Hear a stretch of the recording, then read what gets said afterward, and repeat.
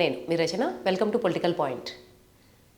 కేంద్ర ప్రభుత్వం ఏవైతే రాష్ట్రాలు ఉన్నాయో వాటిలో ఉన్నటువంటి ద్వితీయ శ్రేణి నగరాలు అంటే టైర్ 2 సిటీస్ని అభివృద్ధి చేయడానికి ఫండ్స్ రిలీజ్ చేస్తారని ప్రకటించింది.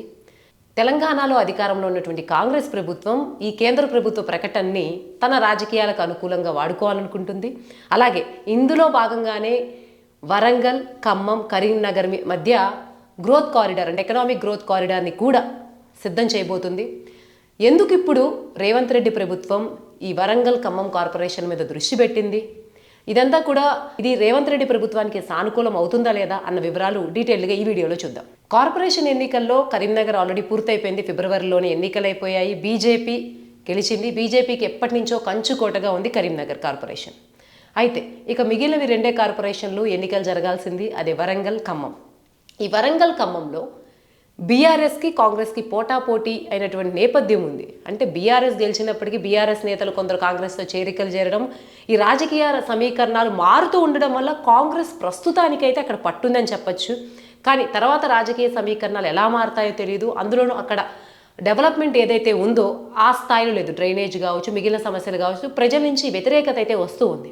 ఈ నేపథ్యంలో రానున్న కార్పొరేషన్ ఎన్నికల్ని దృష్టిలో పెట్టుకుని కాంగ్రెస్ అక్కడ కూడా తన స్థానాన్ని పటిష్టం చేసుకోవాలన్న ఉద్దేశంతోనే ఇప్పుడు టైర్ 2 సిటీస్లో ముందుగా వీటి మీద ఫోకస్ చేసింది అనేటువంటి వాదనలు వినిపిస్తూ ఉన్నాయి. అయితే ఈ ప్రణాళికలో ఏమేమి ఉన్నాయి, ఏమేమి అభివృద్ధి కార్యక్రమాలు చేయబోతున్నందుకు కూడా ఇప్పుడు వివరంగా చూద్దాం. ఈ వరంగల్, ఖమ్మం, కరీంనగర్ మధ్య ఈ ఎకనామిక్ కారిడార్, అలాగే మిగిలిన కారిడార్స్ ఏర్పాటు, ఇక్కడ అభివృద్ధి కార్యక్రమాలు చేయడం అన్నింటినీ కూడా directorate of town and country ప్లానింగ్కి ప్రభుత్వం అప్పగించింది.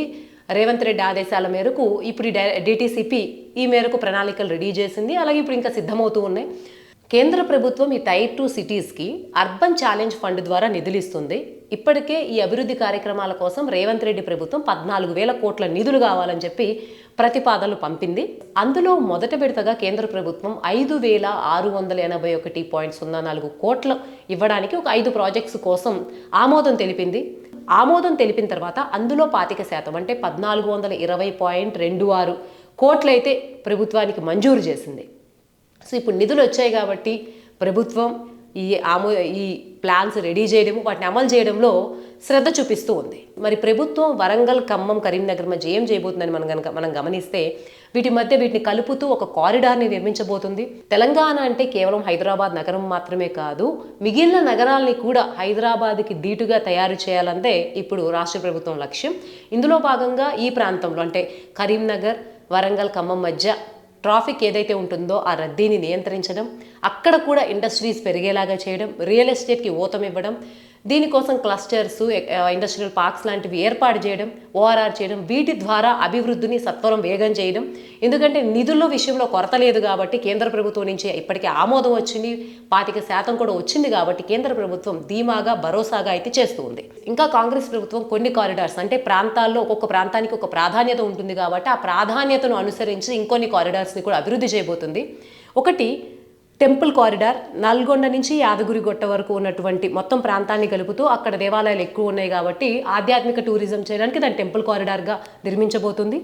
అలాగే టూరిజం పర్యాటక కారిడార్గా ఆదిలాబాద్, నాగోబా, బాసరా, కడెం ప్రాజెక్టులు కలుపుతూ అక్కడ ప్రకృతి, అలాగే గిరిజన సంస్కృతి వీటన్నిటిని కూడా పర్యాటక కేంద్రంగా కారిడార్గా మలచబోతుంది. వీటితో పాటు కొత్తగూడెం, పాల్వంచ, సుజాత నగర్లు కలుపుతూ కూడా ఒక కారిడార్ని కలుపుతుంది. ఇక్కడ ఎక్కువ బొగ్గు ఉంటుంది కాబట్టి వాటిని ప్రాసెస్ చేయడం, అక్కడ ఇండస్ట్రీస్ ఎక్స్పాండ్ చేయడం ఈ కారిడార్ ఉద్దేశం. వీటితో పాటు కేంద్ర ప్రభుత్వం ఇంకొన్ని వాటి మీద కూడా ఫోకస్ చేస్తుంది. అంటే వ్యవసాయం మీదే డెవలప్ కాకుండా ఇప్పుడు మనం గనక ముఖ్యంగా క్యాపిటల్ సిటీస్ పక్కన పెడితే మిగిలిన వాటిల్లో ఇండస్ట్రియల్ గ్రోత్ తక్కువ ఉంటుంది కాబట్టి అక్కడ వ్యవసాయం మీద ఎక్కువ ఆధారపడే వాళ్ళు ఉంటారు కాబట్టి వ్యవసాయ ఆధారిత రంగాలు ఏవైతే ఉన్నాయో వాటి మీద కూడా ఫోకస్ చేస్తుంది. అందులో భాగంగానే రియల్ ఎస్టేట్, ఇండస్ట్రియల్ పార్క్స్ వీటి మీద కూడా ఫోకస్ పెడుతూ ఉంది. అయితే రేవంత్ రెడ్డి ప్రభుత్వం ఇవన్నీ తీసుకురావడం కాంగ్రెస్ ప్రభుత్వానికి ఎంత మేరకు సానుకూలం అవుతుందంటే అది రానున్న కార్పొరేషన్ ఎన్నికల్లో రిజల్ట్సే చెప్పాలి.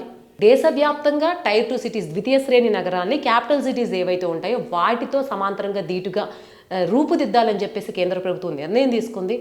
ఎందుకంటే ఆయన తీసుకుంది ఒకవైపు ఫ్యూచర్ సిటీ, సో అది కూడా హైటెక్ ప్రాజెక్టు. దాంతోపాటు తాను కేవలం లోపల ఏరియాసే కాకుండా మిగిలిన ప్రాంతాల మీద కూడా ఫోకస్ చేస్తున్నాను, గ్రామీణ ప్రాంతాల మీద కూడా ఫోకస్ చేస్తాను, అన్నిటి మీద కూడా అదే స్థాయిలో ఫోకస్ చేస్తాను అనేటువంటి ఒక సంకేతాన్ని కూడా ఆయన ప్రజల్లోకి దీని ద్వారా పంపించదలుచుకున్నారు. అయితే ఇప్పుడు కనుక మనం ప్రతిపక్షాలది కనుక చూస్తే ఇప్పటికే కరీంనగర్, వరంగల్, ఖమ్మం యూనిట్లో కరీంనగర్లో ఆల్రెడీ బీజేపీ పాతుకుపోయింది. ఇంకొక వైపు మిగిలిన కార్పొరేషన్స్ ఏవైతే ఉన్నాయో వరంగల్, ఖమ్మంలో కూడా బీఆర్ఎస్ నేతలు తిరుగుతూనే ఉన్నారు.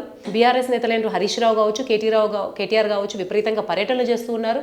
కాంగ్రెస్ ప్రభుత్వం ఫెయిల్ అయిన ప్రతి చోట యువత ఏదైతే హామీలు నెరవేర్చకపోవడం, యువత నిరసనలు వీటన్నిటి మీద కూడా ఎండగడుతూ ఉన్నారు. ప్రజల్లో ఇప్పుడు వాళ్ళు కనిపిస్తూ ఉన్నారు కాంగ్రెస్ చేసిన దాని మీద. ఇంకొక విషయం ఏంటంటే ఇప్పుడు ఏదైతే కొత్తగూడెం దగ్గర కారిడార్ అనౌన్స్ చేశారో ఆ కొత్తగూడెం సిపిఐ ఎమ్మెల్యే అయినటువంటి కోనమనేని సాంబశివరావు కూడా కాంగ్రెస్ ప్రభుత్వం మీద వ్యాఖ్యలు చేశారు విమర్శిస్తూ. అంటే మమ్మల్ని తక్కువగా చూస్తున్నారు, అలాగే మమ్మల్ని అవమానిస్తే మేము ఊరుకోమని అక్కడ స్పష్టంగా సిపిఐకి కాంగ్రెస్కి మధ్య ఏదైతే స్నేహ పార్టీ ఉందో దాని మధ్య విభేదాలు వచ్చినట్టు కూడా కనిపిస్తూ ఉన్నాయి. ఒక పక్కన అంతర్గత విభేదాలు, ఇంకొక పక్కన ప్రతిపక్షాలు కూడా స్ట్రాంగ్ అటాక్ చేస్తూ ఉన్నాయి. కాబట్టి అందరూ కొంత బీజేపీ చొచ్చుకుపోవడానికి వివిధ రకాల వ్యూహాలతో బయటకు వస్తుంది. కాబట్టి ఈ అభివృద్ధి ఎజెండా అన్నది ప్రజల్ని ఏ మేరకు ఆకర్షిస్తుంది, వాళ్ళ దైనందిన కార్యక్రమాల్లో లేకపోతే వాళ్ళ డైలీ లైఫ్లో ఇవి ఎంతవరకు ఉపయోగపడి రేవంత్ రెడ్డిని నెక్స్ట్ టైం సీఎం చేసే దిశగా, అలాగే ఇప్పుడు కార్పొరేషన్ ఎన్నికల్లో కాంగ్రెస్ పార్టీని గెలిపించే దిశగా ఏ మేరకు తీసుకెళ్తాయో వేచి చూడాల్సిందే.